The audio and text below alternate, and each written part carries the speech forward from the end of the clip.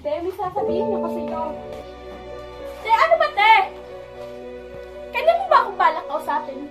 May balak ka pa bang kausapin ako? Kasi ako, pagod na ako. Pilit na kausapin ka. Pero what the? Lumipas na ang taon, buwan, at araw. Pero ito, Denma pa rin. Ano ba ako sa'yo? Laruan?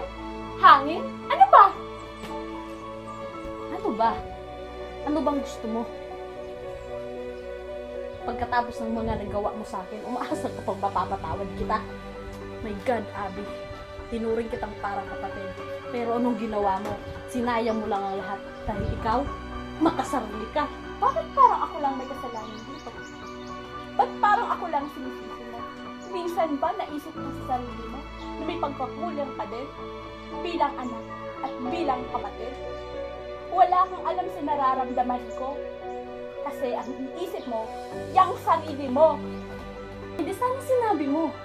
Para mapunan ko yung mga pagkukulang ko. Oh ha? Para saan pa? Kulang na nga lang itakwil mo at ipagtabuhin mo ako bilang iyong kapatid? At alam mo, kahit 1, 10, 100, 1,000 mga paliwanag ko, hindi ka makikinig. Kasi alam mo, magaling ka. Tama ka sa lahat, di ba? Pasensya ka ng bunso. Hindi ko alam na nasasaktan na pala kita. Huwag kang mag-alala lang. Babawi sa'yo si ate. At sana, maging na tayo masaya katulad ng dati. Patawarin mo sana ako.